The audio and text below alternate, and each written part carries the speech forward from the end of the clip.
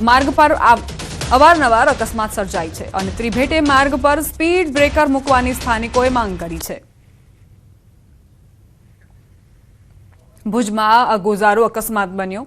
આ બાઇક ચાલક જેની માટે આ અકસ્માત કાળ બનીને આવ્યો છે, કારણ કે એસટી બસ નીચે બાઇક આવી જતા બાઇક ચાલકનું કરુણ મોત નીપજ્યું છે। દેશલપર વાંઢાઈ નજીક આ અકસ્માત સર્જાયો।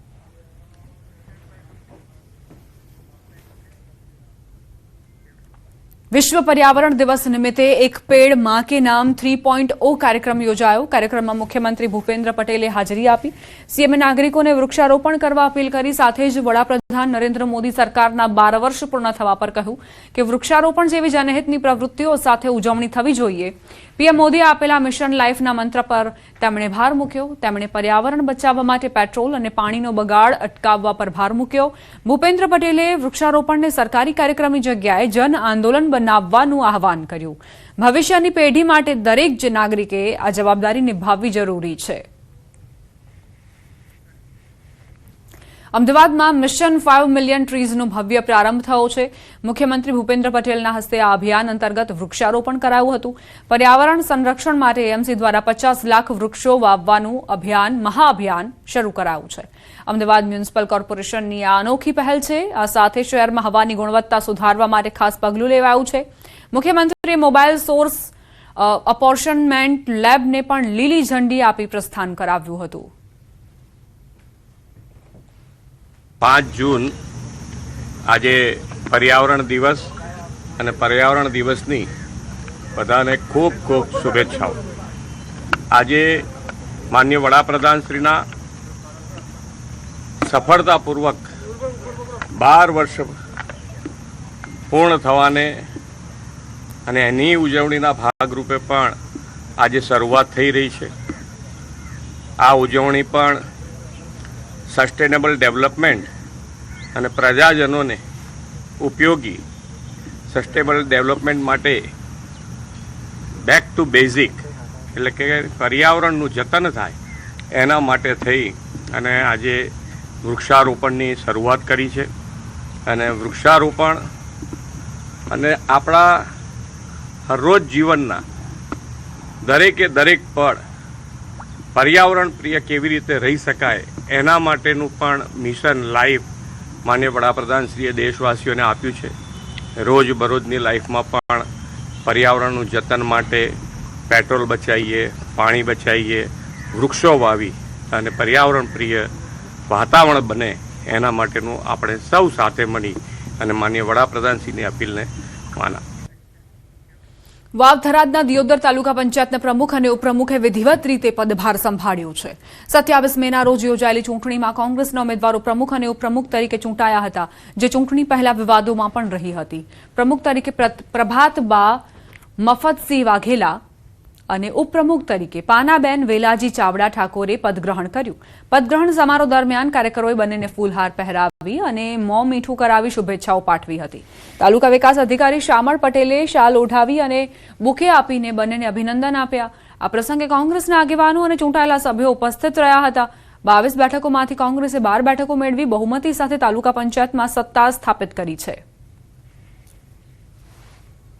આ નિયુક્તિ માત્ર હોદ્દા પૂરતી નથી, દિયોદરના જન કલ્યાણ માટે, દિયોદરની પ્રજાના વિકાસ માટે, છેવાડાના માનવીના જે પડતર પ્રશ્નો છે એના ઉકેલ કરવા માટે ખૂબ જ સાર્થક નીવડશે એવો મને વિશ્વાસ છે।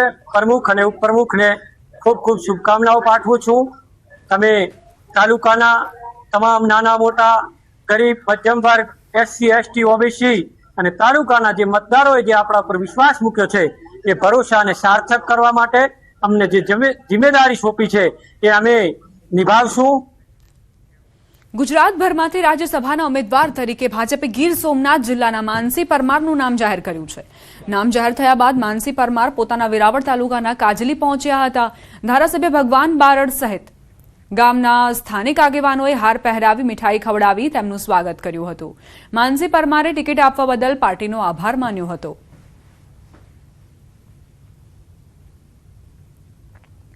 भारतीय जनता पार्टी में शक्य है सामान्य में सामान्य कार्यकर्ता गमे ते वर्गनो होय गमे ते समुदायनो होय पण निष्ठापूर्वक पार्टीना सैनिक तरीके जયારે काम करता होय छे ત્યારે પાર્ટી એને યોગ્ય સમયે યોગ્ય જગ્યા આપતી હોય છે.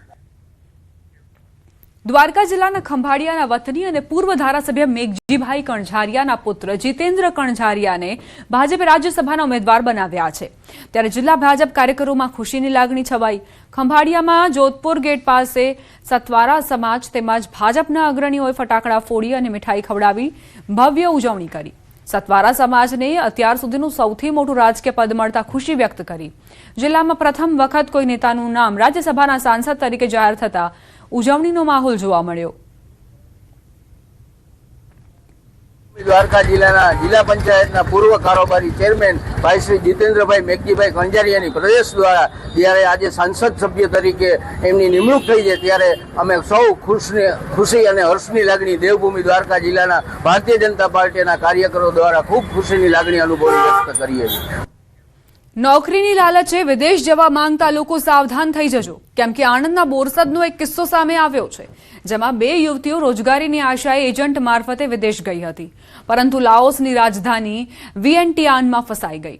યુવતીઓના પરિવારજનોએ આણંદના સાંસદ મિતેશ પટેલનો સંપર્ક કરતા તેમણે યુવતીઓને ભારત પરત બોલાવવા પ્રયાસ હાથ ધર્યા. એક્સટર્નલ અફેર્સ કમિટીના સભ્ય તરીકે સાંસદે કમિટીના સેક્રેટરી સાથે સંપર્ક સાધીને મામલો ઉઠાવ્યો, જેના પરિણામે બંને યુવતીઓને સુરક્ષિત રીતે લાઓસ સ્થિત ભારતીય દૂતાવાસની દેખરેખ હેઠળ લાવવામાં આવી છે. પરિવારજનોએ વિડીયો કોલના માધ્યમથી દીકરીઓ સાથે વાતચીત પણ કરી છે. સાથે જ સાંસદે વિદેશમાં રોજગારી માટે જતા યુવાનોને યોગ્ય ચકાસણી કર્યા વિના એજન્ટોના સંપર્કમાં ન આવવાની અપીલ કરી છે.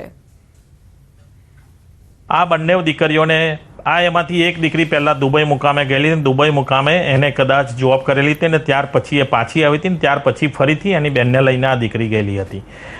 પરંતુ જે પ્રમાણેનું એમને કહેવામાં આવ્યું હતું એ દેશમાં નહોતા લઈ ગયા. એ દેશ ચેન્જ કરીને બીજા દેશમાં ને લાઓસ સુધી ત્યાં આગળ લઈ ગયેલા હતા.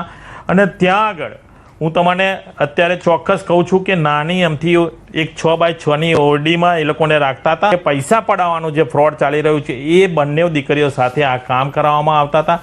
અને આટલા પૈસા દિવસના તમારે અમને લાવી આપવાના એ રીતનું પ્રેશર આ બંને દીકરીઓ પર કરાવવામાં આવતું હતું. એમાં એવું છે કે મારી 2 બહેનો બહાર ગયેલી તો એમને થાઈલેન્ડ માટેના વિઝા થાઈલેન્ડ માટે લઈ ગયેલા નોકરી માટે. ઓનલાઈન ઇન્ટરવ્યૂ આપીને ગયેલી. પછી ત્યાંથી અમને એ લોકો એ રીતે લઈ ગયા અને પછી એમનો પાસપોર્ટ ને ત્યાં પહોંચ્યા ને તરત એમને ગાડી બેસાડીને પાસપોર્ટ ને બધું લઈ લીધું અને પછી એમને ઘરે નતા આવવા દેતા.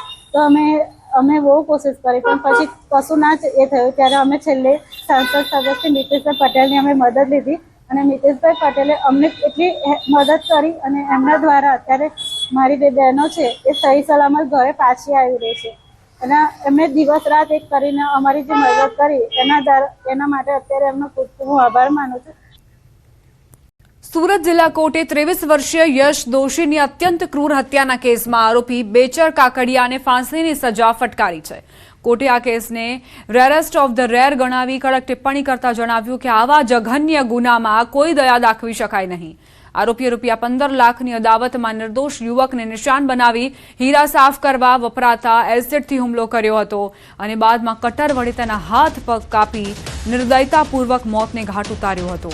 110 પાનાના ચુકાદામાં અદાલતે નોંધ્યું કે એસિડ શબ્દ સાંભળતા જ ધ્રુજારી છૂટી જાય છે અને સમાજ માટે જોખમી માનસિકતા ધરાવતા આરોપીને કડકમાં કડક સજા મળવી જોઈએ.